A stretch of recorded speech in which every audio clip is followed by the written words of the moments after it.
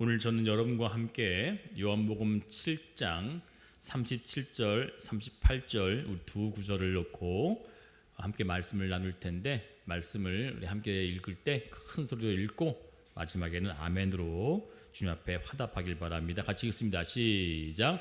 명절 끝날 곧 큰 날에 예수께서 서서 외쳐 이르시되 누구든지 목마르거든 내게로 와서 마시라. 나를 믿는 자는 성경의 이름과 같이 그 배에서 생수의 강이 흘러나오리라 하시니. 아멘. 함께 좀 따라했으면 좋겠습니다. 목마름에 해갈. 해갈이라고 하는 단어가 바로 목마름에 대한 해소란 어떤 단어였죠. 이 말씀을 준비하면서 오늘 특별히 하나님께서 사마리아 우물가에 있었던 그 한 여인을 토대로 이야기를 전할 텐데, 꼭 여성에게만 해당되는 말씀은 아니겠지만 하나님께서 그 삶의 목마름 때문에 참 힘들고 고달팠던 인생을 살고 있는 누군가에게 이 말씀을 전하시겠다 하는 하나님의 의지와 그분의 마음이 담겨 있는 것 같습니다. 설교자가 가장 먼저 설교를 듣기 때문에 이 말씀은 저 또한 또 하나님의 은혜가 무척이나 사모가 되어졌고, 또 저 역시도 삶의 목마름이라고 하는 그 어떤 분야가, 또 어떤 부분이 참으로 많이 있어서 그 목마름이 해결되면 또 다른 어떤 부분의 목마름이 또 찾아오게 되어지고, 그 목마름이 해결되어지면 또 다른 문제의 목마름이 찾아오게 되어지는, 계속 거듭되어지는 세상적인 목마름. 그러나 오늘 하나님께서 어떠한 목마름을 해결해 주시고자 말씀을 하시는지 여러분 주의 은혜를 나누기를 소망합니다. 어떤 사람의 잘못에 대해서 여러 차례 권면을 하고도 듣지 않으면 포기하거나 외면하는 것이 사실 얼마나 슬픈 일입니까? 야단을 치는 이유도 그 사람을 사랑하는 마음으로 야단을 칠 때가 있죠. 누군가에게 훈계를 하고 가르치고 권면할 때도 그 사람에게 무언가가 바라는 바가 있기 때문에 그에게 때로는 책망도 하고 권책도 하고 권면도 하는 것이죠. 그런데 참 여러 차례 권면했어요, 이야기도 했어요. 근데 듣지 않으면 그 사람으로부터 그냥 그 권면과 징계와 책망을 멈춘다면 그것은 사실상 너무너무 슬픈 일입니다. 왜일까요? 관심을 끊었다는 얘기잖아요. 신경을 더 이상 안 쓴다는 얘기잖아요.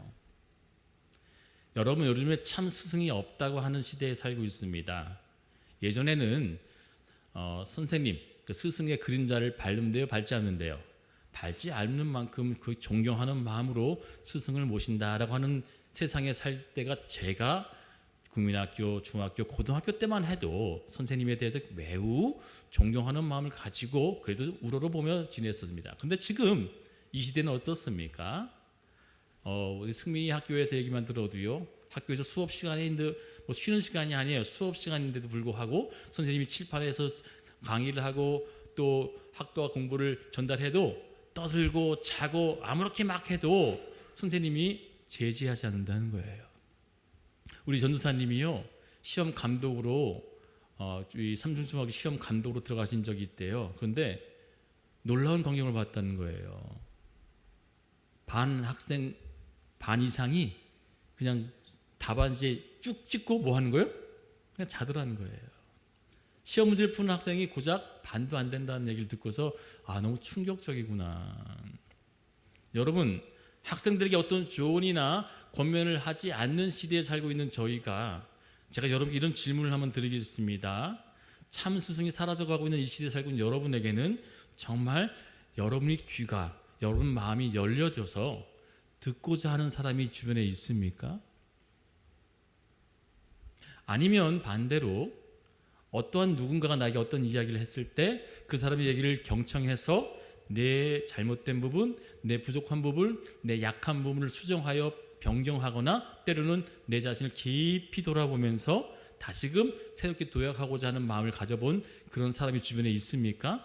있다면 여러분 정말 행복한 거예요. 근데 없다면 아무리 찾아봐도 내가 그 사람 귀에 아무리 얘기를 해도 못이 정도 해도 듣지 않는 그런 사람이 있으면 그게 슬픈 거죠. 부모님, 형제, 자매, 또 친구, 지인, 또 아니면 교회 목사님, 또 때로는 우리 주변에 있는 상사나 또 내 선배, 이렇게 주변에 있는 사람들 중에서 한번 곰곰이 생각해 보세요. 내가 최소한 한 사람 이상의 이야기를 잘 경청하고 그 경청에 따른 이야기로 해서 따르고 있는 사람이 있는가? 아니면 내 마음대로 살고 있는가? 이렇게 하십시오. 이것이 참 좋을 것 같습니다.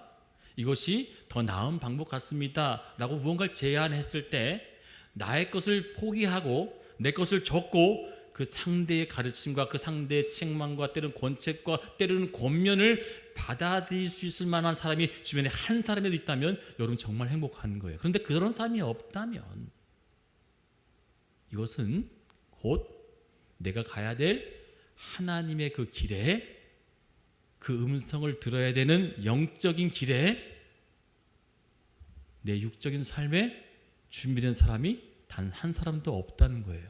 하나님이 짠 하고 나타나셔서 얘야 누구게 아무게 이렇게 말씀하시면 좋겠지만 하나님은 늘 어떻게 이야기하시고 전달하신다고요? 사람을 통해 말씀하십니다. 아멘인가요? 여러분 하나님 다 만나시고 그 음성 들으세요? 못하잖아요. 그런데도 불구하고 하나님께서 우리에게 어떤 것을 명령하시고 얘기하시고 책망하실 때 과연 여러분 누구에게 귀담아 듣고 어떤 소리에 하나님의 응답으로 받고 내 모든 것을 꺾고 때로는 포기하고 내려놓고 그 음성을 찾아 향할 수 있느냐 이거예요. 오늘 저는 한 여인을 등장시키고 이 여인이 가지고 있는 그의 삶의 고달픈 이야기에 하나님께서 만지고자 싶어하는 그 놀라운 영적인 비밀이 숨겨 있습니다. 영적 세계를 다루고 있는 이 시리즈 세 번째 시간에 영이라고 하는 이 주제로 오늘 네 번째 시간입니다. 바로 나의 목마름에 대한 해결을 해주기 위해서는 그 목마름은 반드시 뭐예요? 외부적인 것이 주어져야 해결되어지는 것을 알고 있습니다. 내 속에 절대 뭐 하는 거예요? 솟아오르거나 내 속에서 생산되어진 것이 아니라 뭐예요? 외부적인 것으로 주어져야만 해결되어질 수 있는 것인데 이 여인도 그 목마름 때문에 지금 어떻게 하고 있는 거예요? 외부적인 그 요소를 취하고자 물동이를 지고 우물가로 찾아온 거예요. 그랬던 이 여인에게 예수께서는 뭐라고 얘기하냐면 내가 주는 이 샘물은 이곳에 와서 물동이에 물을 담아 그 마시고 또 없어질 또 마시게 되면 또 목마른 그런 물이 아니라 영원히 샘솟는 너의 안에서 넘쳐나는 샘물이 될 것이다 라고 한다는 거예요. 이 물은 우리가 알고 있는 H2O 그런 어떤 물이 아니라 어떤 그 물질적인 물이 아니라 하나님께서 우리에게 얘기하신 누구든지 마셔도 또 목마른 그 갈증에 대한 해결을 해소할 수 있을 만한 능력의 영적인 도구인데 그것은 곧 내가 주는 물 아니고서는 그 영적인 해결은 일어날 수 없다라고 말씀하셨어요. 이 여인은 사람들이 절대 물뜨지 않는 뜨거운 정오 때 온 이유는 여러 차례 설교를 들어서 아실 겁니다. 이 여인은 사실상 죄인이었어요. 왜 죄인인지 아시죠? 여러분 이 여인은요 5번에 걸쳐서 남자와 결혼했어요. 5번, 여러분 이 숫자를 잘 기억하셔야 돼요. 몇 번 결혼했다고요? 5번 결혼했어요. 이 5번 결혼했는데 인간의 숫자가 5감을 가졌다고 해서 인간의 숫자는 몇이에요? 5예요. 5감. 인간의 숫자는 5. 여기다 플러스 6이라고 하는 숫자는 뭐예요? 성경에서 이야기하고 있는 6은 사탄의 숫자죠. 이 여인이 한 번 더 지금 같이 살고 있는 남자가 어떤 남자래요? 6번째 남자예요. 6. 이 6번째 남자는 어떤 관계로 만났냐? 결혼하지 않고 만난 사이예요. 그 당시 때 결혼하지 않는 남자와 같이 동거하고 산다는 것은 다른 말로 뭐예요? 간음을 행하고 있는 여인이에요. 죄인된 모습이 그저 드러나고 있는 숫자 6에 대한 숫자가 드러나게 되어지죠. 그리고 그 다음 완전수라고 하는 7이라고 하는 숫자가 하나님의 숫자죠. 그때 예수께서 이 여인이 찾아와 주셔서 완전한 그 숫자, 내가 너와 함께 연합하고 교제하고 결혼하고 신랑 신부가 되어지는 7이라고 하는 숫자가 되어졌을 때 이 여인의 그 모든 해결되어질 일들이 드러나게 되어지므로 진짜 우리 삶의 해결자가 누구다? 7. 예수께서 찾아오셔서 내가 너의 뭐가 된다? 신랑이 되어줄게 라고 얘기하신다는 거죠. 이제 이해되셨어요? 5, 6, 7. 자, 그렇다면 이 여인은 지금 육적인 목마름, 곧 내 삶에 부어도 해결되지 않는 세상의 것들을 이 여인이 지금 찾아와서 구하려고 했지만 그 물은 예수께서 이렇게 얘기하십니다. 그 물은 마시면 또 목마를 것이고 또 채우면 또 목마를 것이고 또 얻으면 또 없어질 것이야. 그러나 내가 주는 이 물은 영원히 목마르지 않다. 아멘을 아무도 안 하시네. 어떻게 한다고요? 영원히 목마르지 않는다는 거예요. 물을 달라고 하셨던 예수님께서 여인으로 하여금 물을 받아 마셨다라고 했습니까? 물을 달라고 했어요. 근데 물을 받아서 마셨다라고 한 얘기는 없어요. 목이 마르셨다라고 했기 때문에 물을 달라, 그게 아니라 이 예수는 물이라고 하는 이 인간의 가장 근본적인 요소, 우리 몸을 구성하고 있는 게 몇 퍼센트가 물이라고 그랬어요? 70%가 물이라고 그랬잖아요. 이 인간의 육체도 물이 그만큼 중요하듯이 이 지구도 물이 그만큼 중요한 필수 요소인 것처럼 그 물을 이야기하며 인간에게서 이 존재가 과연 온전해지기 위해서는 세상적인 물로는 완벽을 이룰 수 없다라고 가르쳐주기 위해서 뭐 하고 있는 거예요? 지금 우물가에 서서 물에 대한 이야기로 접근하신 것 뿐이에요. 목마름에 대한 이야기가 아니라 진정한 이 물이 과연 우리에게 어떠한 것인지를 깨달아 알기 위해서 예수께서 이 여인에게 물 좀 달라라고 하셨던 거였고, 이 여인은 그 물을 구하기 위해 물동기를 들고 왔지만 예수께서는 정작 그 물보다 더 귀한 것이 바로 나에게 있으니 내게 와서 뭐하라? 와서 마셔라. 오늘 읽었던 본문이 또 다른 요한복음에 이렇게 얘기합니다. 누구든지 어떤 자들이 마시러 오래요. 목마른 자. 여러분 목마르시죠? 얼마나 목이 마릅니까? 내 가정의 삶에, 내 배우자의 문제, 내 자녀의 상태, 내 재정의 문제, 내 경영의 상황, 내 모든 문제들 가운데 우리는 늘 목마름 때문에 그 목마름을 해결하고자 애쓰고 살고 있는 현실에 부딪혀 있어요. 그러나 하나님께서는 그 육체적인 세상적인 목마름은 곧 채워진다 할지라도 없어질 것이고, 네가 얻은다 할지라도 사라질 것이며, 네가 그것을 쫓아간다 할지라도 그것은 손에 잡혀지지 않는 허황된 것이니 그것을 쫓는 것보다 뭘 하라라고 오늘 가르쳐 주셨는지 그 핵심을 알게 되어지면 내게 주셨던 하나님의 그 영이 내 삶에 어떻게 영향을 끼치는지에 대해서 깨닫게 되어줄 줄 믿습니다. 그러나 이 안타깝게도 이 여인은 저와 여러분과 똑같이 이해력이 부족했는지 아니면 영적인 것이 깨달음이 없었는지 처음에 들었던 그 얘기는 도무지 이해할 수 없었어요. 그런 물이 어디 있으면 나한테 한번 줘보세요. 그 물 좀 한번 마시게 해보세요. 그 마셔야 될 그 물로 계속 얘기하는 거였어요. 답답하죠. 얼마나 안타깝습니까? 아마 저 역시도 그러한 얘기를 나눴으면 그 물 저기 좀 주세요. 내가 억만장자가 아니더라도 그 물을 내가 가장 비싼 값을 쳐서라도 마셔볼게요 라고 했을 텐데, 예수께서는 그 마시는 물이 우리가 마시는 이런 물이 아니라 예수께서 말씀하신 그 물은 바로 뭐예요? 영적인 물이다. 영으로서만 가능한 것이다 라고 얘기했다는 사실이에요. 그 영이 바로 우리를 다루고 있는 저와 여러분이 이미 주어진 하나님의 영으로 채워졌던 그 성령이 이렇게 얘기합니다. 그를 가리켜 샘솟는 샘, 곧 성령이라 일컬음을 받으리라. 아멘. 우리는요, 세상의 것들을 쫓아가면서 때로는 그것을 얻게 되어지면 잠시 쾌락과 기쁨과 유희를 만끽합니다. 와, 얻었어. 와, 성취했어. 내가 정말 애쓰고 수고한 만큼 그 고달팠던 인생에 얻은 것으로 해서 감사하고 기뻐하며 즐거워합니다. 그러나 그 기쁨과 즐거움은 잠시뿐이에요. 또 다른 목마름에 다가오게 되면 그 문제 때문에 전전긍긍하면서 또 애쓰며 수고하며 땀을 흘리며 고생합니다. 그게 우리 인생이에요. 그러나 하나님께서는 그런 인생에 고달퍼하는 사람 바라보면서 그 어려움을 잊게 하시기에 그것으로 만족한 것이 아니라 내가 너의 안에서 샘솟는 그 샘물을 줌으로 그것이 너에게 다시는 목마르지 않는 가장 중요한 핵심이자 요소가 될 것이니 그것을 찾고 구해라라고 말씀하셨어요. 자, 그렇다면 이 여인에게 예수께서 뜬금없이 한 질문을 던집니다. 어떤 질문이었죠? 내 남편을 데려와라 그래요. 뜨끔했을 거예요. 지금 살고 있는 이 남편이 사람들 앞에서도 드러나면 안 되기 때문에 이 여인은 몰래 남 눈을 피해가면서 물들어 왔는데 예수께서 정확하게 하시고 그 여인에게 내 남편을 데려와라. 이 여인은 거짓말을 합니다. 전 남편이 없어요. 그랬더니 왜?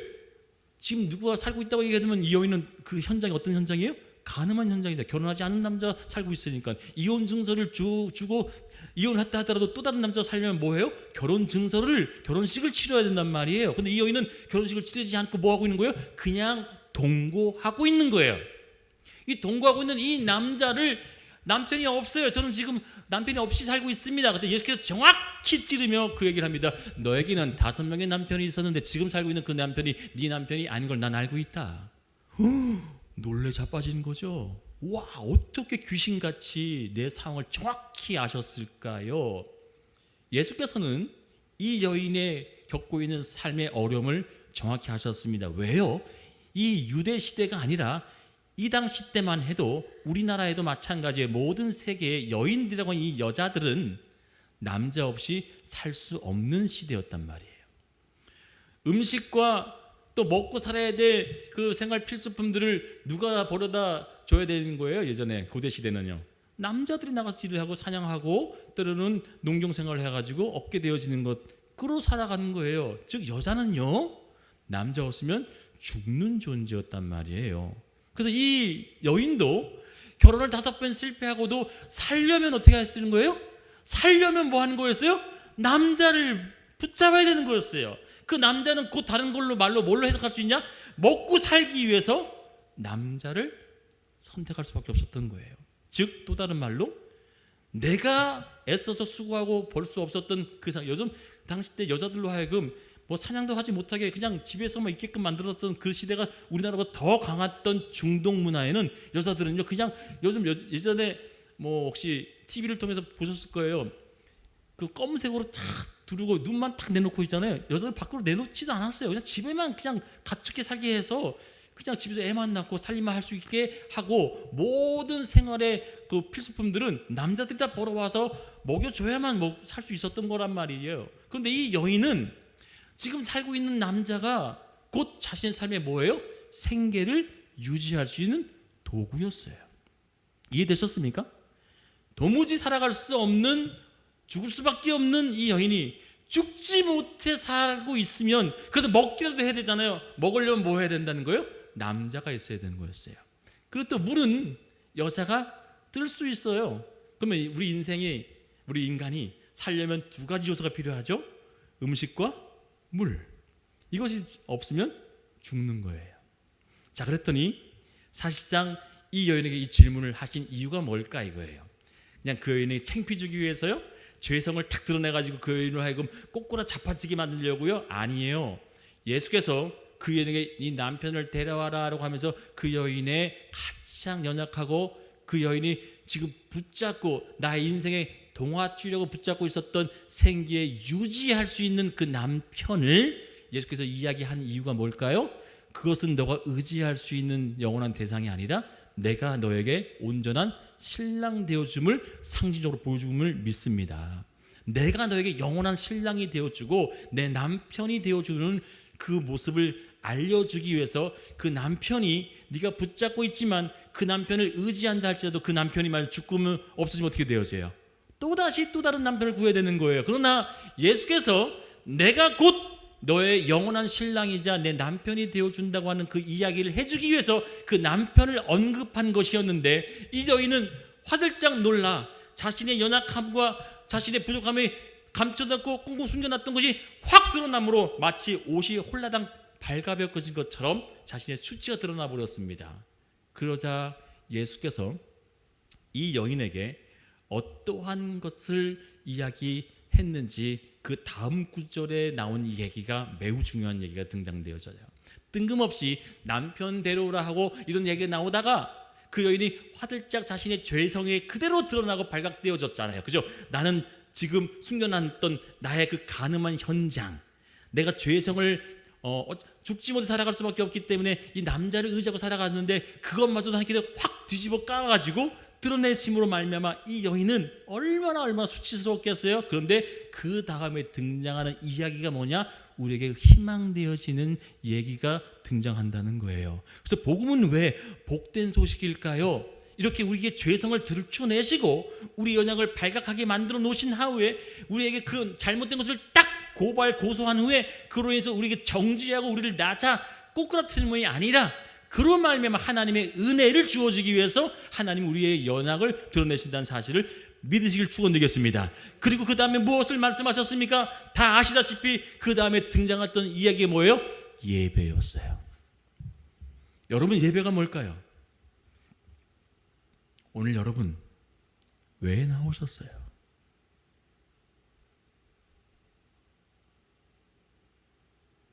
11시에 시간을 지켜서 왜 지금 이 시간 앉아서 예배라고 하는 이 형식의 규례와 예식을 치르고 계십니까? 예배가 뭘까요? 그냥 한 시간 찬양하고 기도하고 설교 말씀 들으면 그리고 축도받고 끝나면 끝나는 하나의 요식 행위일까요? 아니요.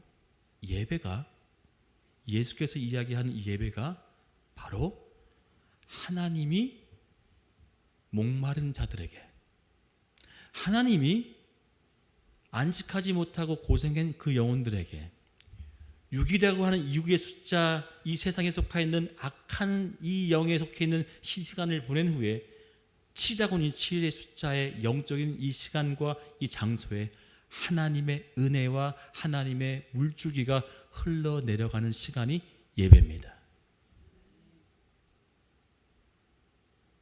6일 동안 우리는 다 어디서 살아요? 사탄이 지배하고 있는 이 세상의 속성에서 그들이 주어지면 그들이 우리를 통치하고 끌고 가는 그 법칙 속에서 얻어야 될 것들, 취해야 될 것들, 마셔야 될 것들, 근데 그것은 다 뭐예요? 썩어 없어질 것이라고 지난주 얘기했죠. 육체 것을 심으면 뭐 하는데요? 거둔대요? 썩어 없어진대요? 썩어 없어진대요. 6일 동안 열심히 내가 돈을 벌고 수고하고 경영도 하고 사업도 하고 자녀도 가르치고 일도 열심히 했지만 그 6일 동안에 있었던 그 세상의 모든 것들은 썩어 없어질 것도 사라지지만 오직 7이라고 이 숫자의 거룩한 영적인 것들로 공급받아 되어질 것은 어디로 이끈다 그랬어요? 영생으로 이끈다. 할렐루야. 곧 하나님께서는 우리에게 썩어 없어질 곳을 살아가고 있는 이 세상의 모든 자들 중에 하나님께서 택하시고 하나님께서 꽁꽁 묶어 끌고 가신 그 사람들을 작정하여 뭐 하시는 거예요? 하나님의 거룩한 7이라고 하는 숫자에 초청하여서 그들에게만 예비되고 그들에게만 준비된 하나님의 영적인 해갈, 하나님의 영적인 공급을 주시겠다고 한 날이 바로 오늘이에요. 바로 이 시간이에요. 누구도 알 수 없는 영적인 해갈이 왜 필요하냐면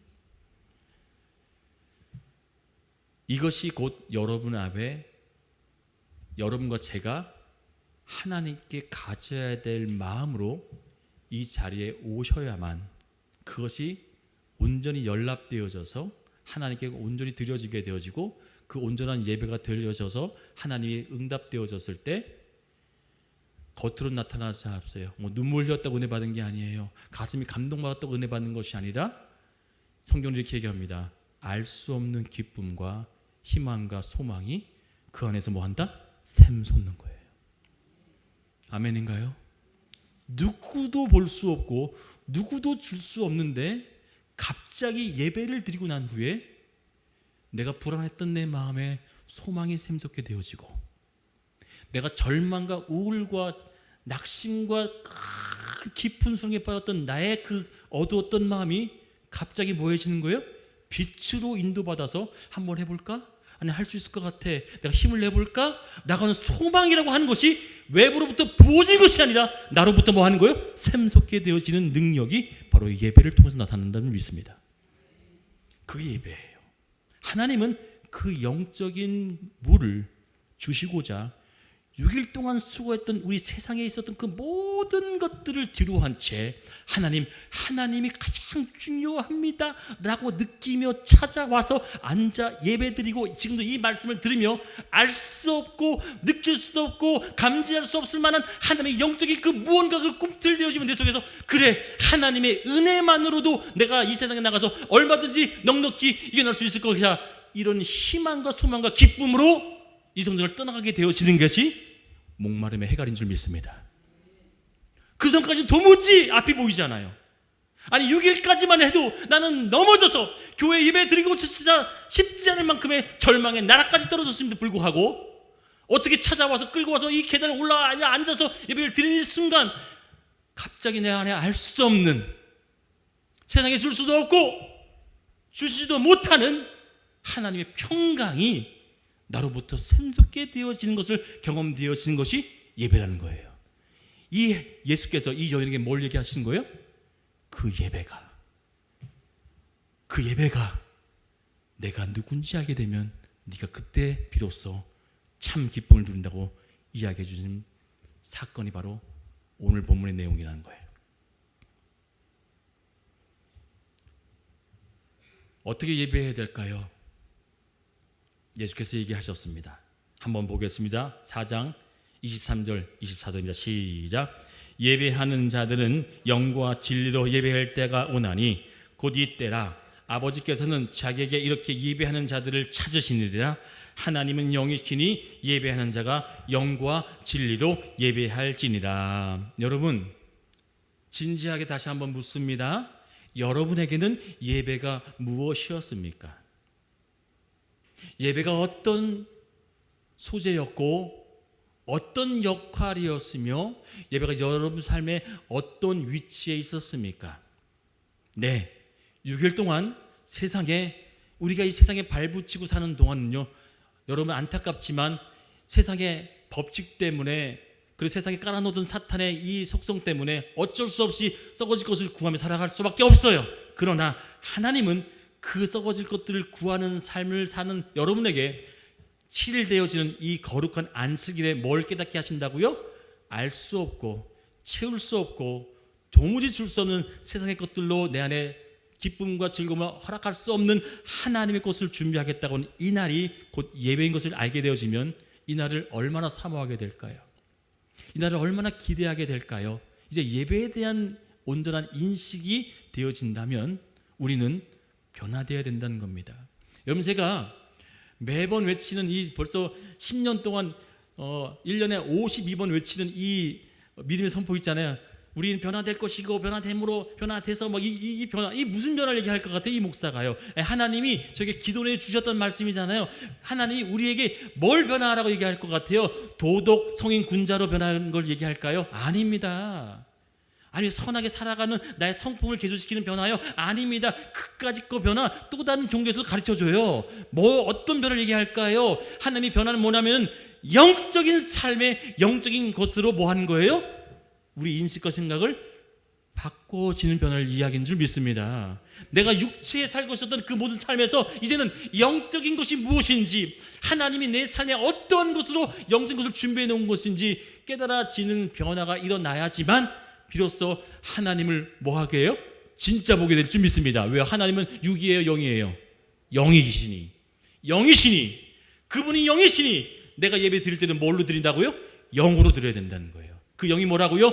하나님을 온전히 내 삶의 주인 되어 살겠다고 하며 그 하나님이 공급할 알 수도 없고 세상에서 전혀 얻을 수 없고 전혀 맛볼 수도 없는 그 하나님의 것들만 얻을 수 있는 이 시간이 바로 예배라는 사실을 깨닫게 되어진다면 얼마나 복된 줄 아시겠어요?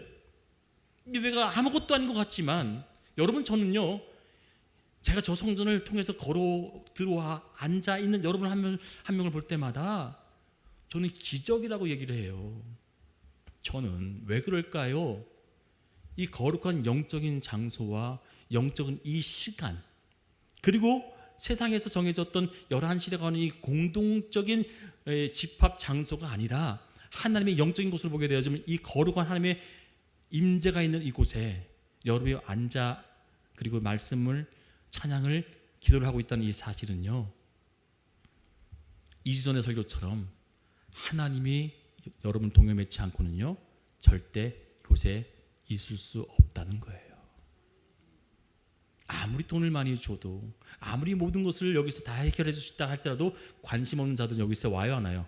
안 오는 거예요. 그러나 하나님의 그 사랑의 끈으로 묶여 있는 자들, 그래서 하나님이 여러분 끌고 와서 이곳에 앉혀 있게 되어진 이 사실을 깨달아진다면 이 영적인 축복은 우리 삶에 있어서 얼마나 고귀하고 소중한 것인지를 알게 된다는 사실을 믿으시길 축원드렸습니다. 그래서 오늘 예수께서 이 여인에게, 여인아, 네가 그동안 들었던 그 예배는 형식에 그쳐졌던, 네 조상과 너에 있었던 그 모든 삶의 선진들이 했었던 그 형식에 그쳐졌던 제사가 아니라 너 자신을 뭐하라? 하나님 앞에 신령과 진정으로 드려지는 마음으로 찾아오게 되어진 그 찾아옴이 하나님께서 먼저 뭐 하셨대요? 먼저 찾으셨다는 거예요. 아멘. 여러분이 찾고자 하는 그 마음을 가지시게 만들기 위해서 누가 먼저 찾으셨다고요? 하나님이 찾으셨다는 사실이에요. 하나님이 그러한 자를 찾아내시고 그로 말미암아 그 사람들로 그 찾는 자를 찾게 만드신 뭐예요? 예배인 줄 믿습니다. 여러분이 찾은 것이 아니라 누가 찾으셨다고요? 하나님이 찾으셨다는 거예요. 여러분, 그래서 잃어버린 세 가지 비유하시죠? 누가 찾은 거예요? 잃어버린 자가 찾은 거예요? 잃어버린 것들이 찾아왔어요? 아니요, 잃어버렸던 것들을 하나님이 찾으셨어요. 아멘. 그러기에 하나님은 여러분 삶 가운데 이 세상에 살아가 있는 그 많은 육적인 것들, 세속적인 것들에 향했던 사람들 중에서 하나님이 영적으로 이끌, 영생의 길로 이끌 사람들을 꼭 동요매시고 붙들어 매시고 끌고 이 자리에 찾아내셔서 앉아 있는 자들은 다 같이 뭐 해야 되는 줄 압니까? 하나님을 이곳에서 찾겠다고 하는 마음을 가지고 예배에 오는 자들이야말로 하나님이 주시고 있다 하는 그 안식, 세상에 줄 수 없는 그 평안, 누구도 맛볼 수 없는 그 기쁨과 희락이 여러분께 샘솟을 줄 믿습니다. 남이 줄 수 없어요.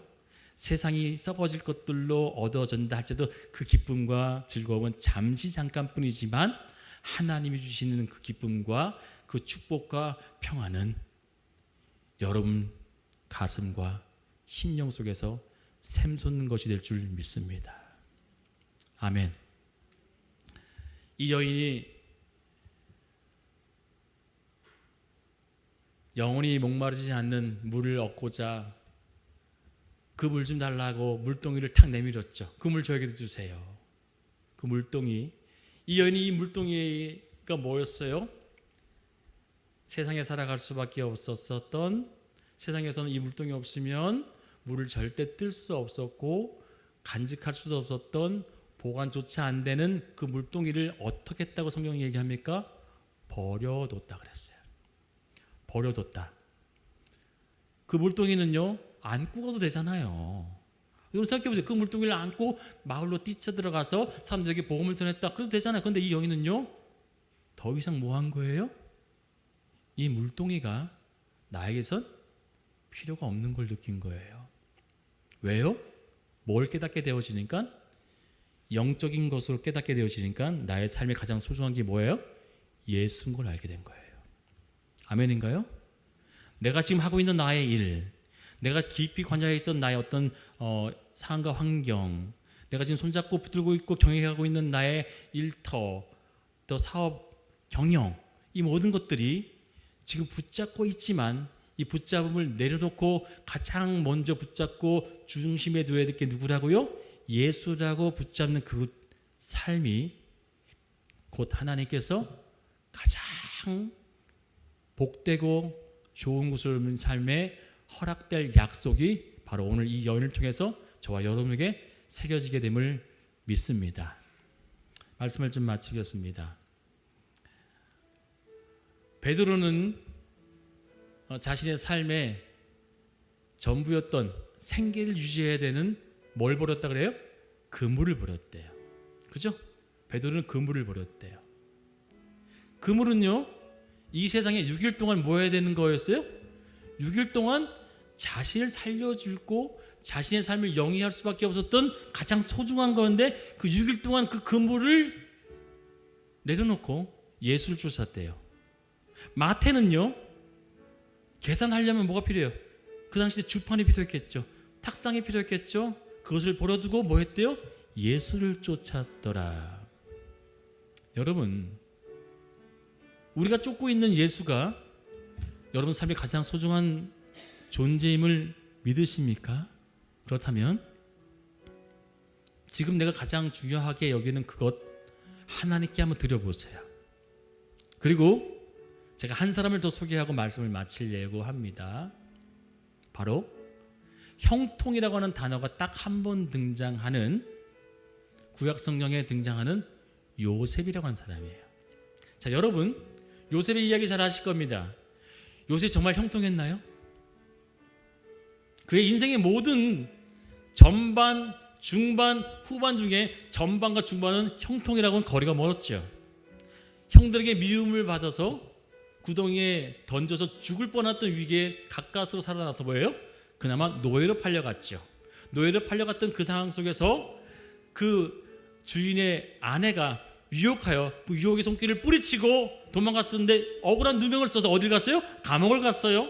감옥에서도 자신의 성실과 힘을 다해서 섬겨드렸던 꿈 해몽에 대한 이 이야기가 까마득히 잃어버린 상황에 오히려 그 감옥 속에서 계속 같이 살았던 그 인생. 그런데 성경은 그 세 가지 억울한 일, 또 형통치 못한 삶을 살았던 그 요셉에게 이렇게 얘기합니다. 그는 형통하였다. 맞나요? 맞나요? 아니요. 형통과 거리가 멀었죠. 형통과 전혀 반대되는 삶을 살았죠. 그런데 성경은 그로 하여금 형통했대요. 왜 형통했느냐? 그 형통이라고 하는 단어가 갖추고 있는 그 단어가 뭐였어요? 우리 김도윤 군이 지난번에 정확히 알고 있었어요. 형통은요, 어떠한 상황 속에서도 뭐 한다 했어요? 전진하는 거였어요. 아멘. 아멘.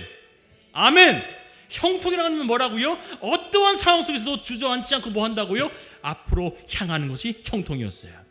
이 요셉은 내게 지금 주어졌던 어떤 힘듦, 억울한 일, 누명, 가슴 아픈 일, 눈물 흘릴 일, 정말 목마른 그 모든 삶에 정말 힘들었던 그 일이, 그는 하나님의 약속을 붙잡고 뭐 했어요? 그는 어렸을 때 7살 때 뭐 했어요? 하나님이 찾아와서 그에게 꿈을 주셨어요. 그 꿈은 다른 말로 뭐였어요? 하나님 그 본체 자체이신 약속인 줄 믿습니다. 내게 너에게 약속할게. 이 어린 요셉은 자라나면서 성인이 될 때까지도 숱한 어려움을 당해도 하나님의 약속을 붙잡고 그 약속으로 끊임없이 한 발 한 발 내딛는 마음을 가지고 그 모습을 주변에 있던 사람이 본 거예요. 그것을 뭐라고 얘기했다고요? 형통한 자라는 거예요. 여러분, 한번 저와 함께 형통한 자가 되어 보고 싶지 않으신가요? 저는 형통한 자가 되고 싶어요. 저도 지금 너무나 힘든 일을 겪고 있습니다. 여러분이 상상할 수 없는 고난과 고통을 겪고 있어요. 그런데 오늘도 전 이 말씀을 증거하면서 한 발 내디뎠어요. 또 한 발 내뎌요.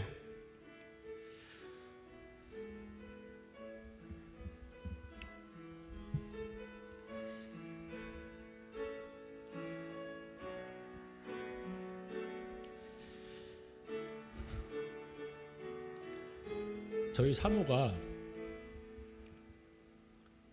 이런 얘기를 하더라고요. 앞이 안 보인대요. 도무지 앞이 안 보인대요.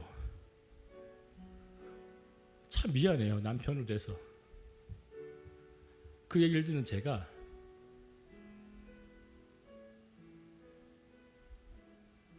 울 수도 없었어요. 왜냐? 제가 제 앞이 안 보였거든요. 내일 어떡하지?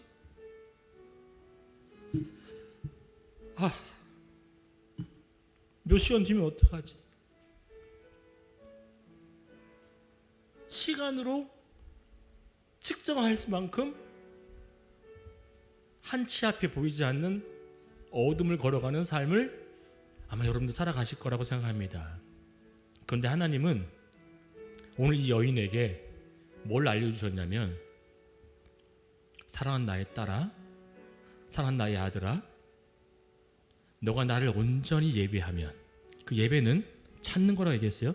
네가 나를 온전히 찾으면 내 영이 네 안에 거함으로 세상이 줄 수 없는 참된 평안과, 이제부터 네가 바라고 네가 원하고 네가 붙잡고 했던 그 모든 것들을 잠시 내려놓고 나만 한번 붙잡아 볼래?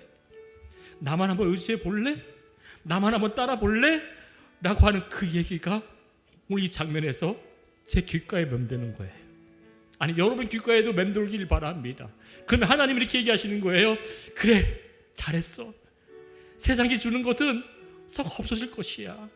그 모든 것 끝날 것들인데 나를 한번 따라봐. 그러면 내가 너가 실망치 않는, 너가 두려워하지 않고, 너가 절망하지 않고, 네가 아파하지 않는 그 평안한 세계, 그 영원한 영생의 길로 내가 너를 인도해 줄 거야. 그리고 나를 끝까지 뭐해? 신뢰하고 형통이라고 하는 그 걸음을 오늘도 한번 내디뎌봐. 사랑하는 여러분, 저와 함께 형통의 길로 한 발짝 한 발짝 내딛기를 소망드립니다. 누구도 줄 수 없어요. 내 남편요, 내 아내요, 내 자녀요, 내게 아픔만 주고요, 내 상황과 환경, 내 지에 있는 주변들 내게 아픔만 주고 상처만 주잖아요. 근데 예수는 뭐 하냐면 그 상처를 싸매시고 돌보시며 내 모든 것을 맡기면 그분이 여러분 인생을 어느 길로 인도하신다고요? 영생의 길로, 영원한 영생의 길로. 그곳엔 아픔이 없어요. 그곳엔 여러분 괴로움이 없어요. 그곳엔 여러분 슬픔이 없어요. 하나님이 주신 참된 영생의 길은요, 기쁨과 즐거움과 찬양만이 넘치는 그 길로 인도하겠다고 약속한 줄 믿습니다. 저는 여러분께 그 길로 초청하고 싶어서 오늘 이 말씀에 목마름의 해갈은 예수를 온전히 찾는 산에서도 아니고요, 정해진 어떤 장소도 아니고요, 매일에 주어진 그 분초의 시간마다 뭘 찾으라고요? 하나님을 찾는 것이, 그것이 예배인 줄 믿습니다. 아멘. 그것이 예배라고요. 내 삶에 하나님만을 찾겠다고 하는 그 마음을 신령과 진정으로 갖는 그 자가 하나님이 주시는 참된 안식을 누리게 될 줄 믿어요.